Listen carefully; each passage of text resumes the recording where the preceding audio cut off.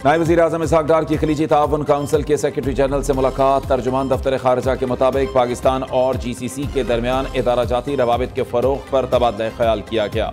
मुख्तलिफ शोबों में ताउन बढ़ाने पर भी इत्तफ़ाक़ हुआ है। इसहाक़ डार और कुवैत के वज़ीर-ए-आज़म शेख अहमद अब्दुल्ला अल अहमद अस-सबा की मुलाकात।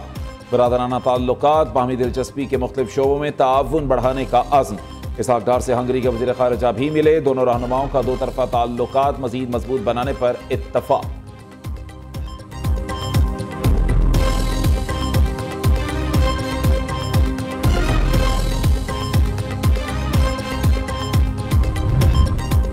हुकूमत का गंदम की इमदादी कीमत बहाल करने के लिए IMF से राबते का फैसला। वफाकी वज़ीर राना तनवीर हुसैन का कहना है हुकूमती कंट्रोल कम होने से मार्केट में गंदम की कीमतें बढ़ी।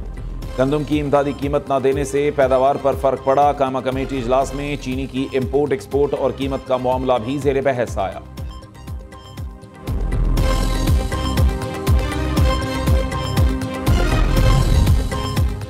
दहशत गर्दों के खिलाफ कार्रवाइयों में आम लोगों की शहादत कबूल नहीं। मुज़ाकरात के अलावा दहशत गर्दी के खात्मे का कोई हल नहीं।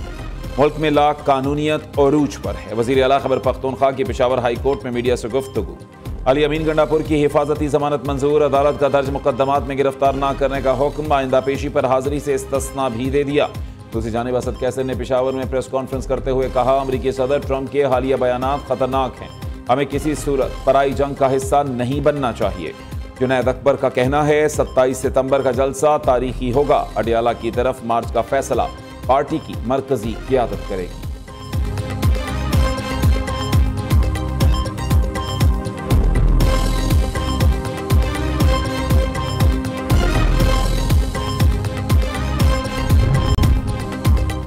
PTI के अरकान सूबाई असम्बली ने दाखिल नाके के करीब अवामी असम्बली लगा ली। हुकूमत की नाकिस कारकर्दगी समेत दीगर करारदादें मंजूर। वानी PTI की तीनों बहनों वकला को मुलाकात की इजाज़त नहीं मिल सकी। सलमान अकरम राजा ने कहा गैर आईनी सजाओं के खिलाफ हमारी अपीलें सुनी जाएं।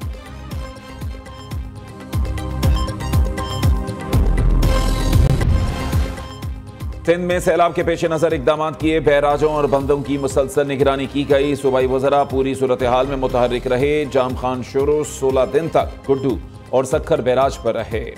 बंदों को महफूज बनाने का काम बर वक्त मुकम्मल किया गया। वज़ीर आला सिंध मुराद अली शाह का काबीना इजलास से खिताब। कहा नकल मकानी करने वाले 1,92,000 अफराद को रिलीफ फराहम किया।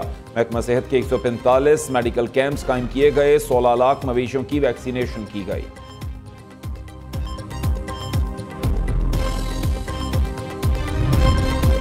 हुकूमत सिंध का हालिया हफ्ते में पिंक स्कूटीज खवातीन को फराहम करने का फैसला। सीनियर सूबाई वजीर शर्जील मेमन कहते हैं सिंध हुकूमत खवातीन को मुफ्त स्कूटीज फराहम कर रही है। स्कीम उन खवातीन के लिए है जो रोजाना पब्लिक ट्रांसपोर्ट पर इन्हिसार करती हैं। मुफ्त स्कूटीज खवातीन के लिए एक इनकलाबी कदम है।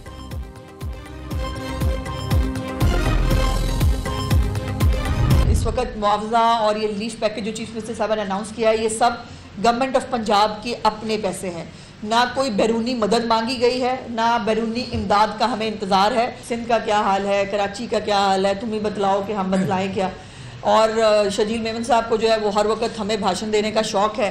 तो मेरी गुजारिश ये है कि वो एक उर्दू का मुहावरा है नाच न जाने आंगन टेढ़ा। मैं ज़्यादा मोतबर समझती हूँ बिलावल भुट्टो साहब की स्टेटमेंट को, जिन्होंने चीफ मिनिस्टर साहबा की तारीफ़ भी की और कहा कि बहुत अच्छी मैनेजमेंट हो रही है।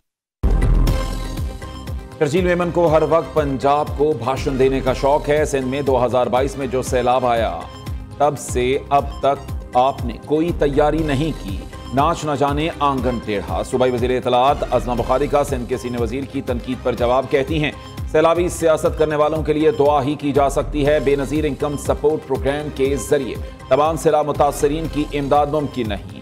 जो भी ISP से रजिस्टर्ड ही नहीं उन्हें इमदाद कैसे दी जाए। अज़मा बुखारी ने पंजाब में सैलाब मुतासरीन के लिए इमदादी पैकेज का ऐलान भी किया।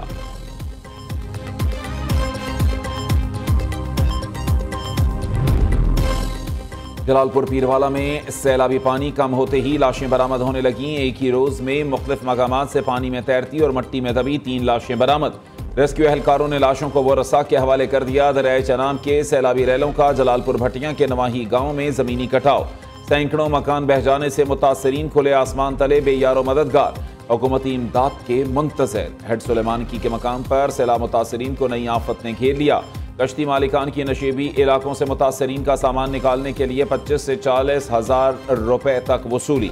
अलीपुर में सैलाबी पानी की वजह से राबता सड़कें ताहाल बहाल ना हुई।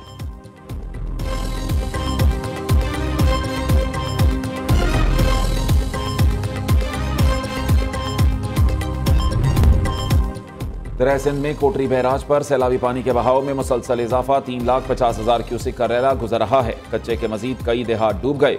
मुतासरीन अपनी मदद आपके तहत महफूज मकामात पर मुंतकिल होने लगे। जामशोरों में पानी की सतह मुसलसल बुलंद। मंजूराबाद और अलीआबाद के कई गांव ज़ेर-ए-आब। मुतासरीन बेयारो मददगार अपनी मदद आपके तहत ऊंचे मकाम पर मुंतकिल। अशिया खुरोनोश की शदीद किल्लत।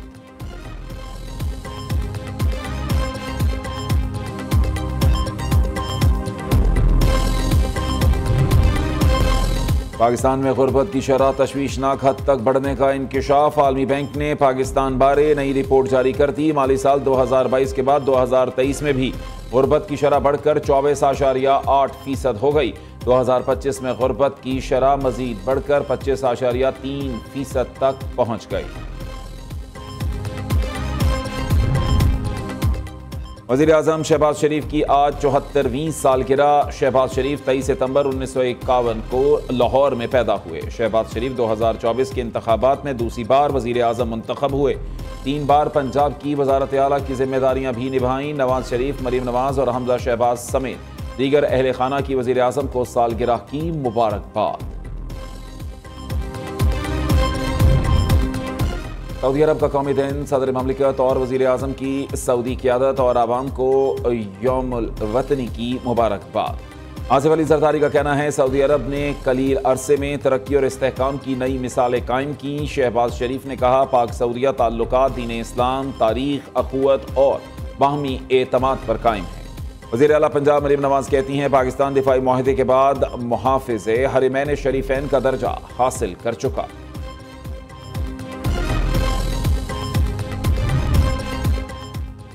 सऊदी अरब के मुफ्ती आज़म शेख अब्दुल अजीज़ बिन अब्दुल्ला इंतकाल कर गए। शेख अब्दुल अजीज़ बिन अब्दुल्ला की उम्र 84 बरस थी। खादिमैन हरीमैन शरीफैन शाह सलमान बिन अब्दुल अजीज़ का मस्जिदुल हराम, मस्जिद नबवी सल्लल्लाहु अलैहि वसल्लम समेत तमाम मसाजिद में असर की नमाज के बाद गायबाना नमाज जनाजा अदा करने का हुक्म। वली अहद शहजादा मोहम्मद बिन सलमान का मुफ्ती आज़म के इंतकाल पर दुख का इजहार। सदर आसिफ ज़रदारी और वज़ीर आज़म शहबाज शरीफ का भी इजहार अफसोस। और कोयटा समेत बलूचिस्तान में Pashtun culture day. Metropolitan corporation Quetta में मरकजी तकरीब का इनेकाद। पश्तून बहन भाइयों की बड़ी तादाद में शिरकत। पश्तून सकाफत से जुड़ी अशिया, दस्तकारी और खाने खास तवज्जो का मरकज़। ढोल की थाप पर नौजवानों ने रवायती रक्स पेश किया।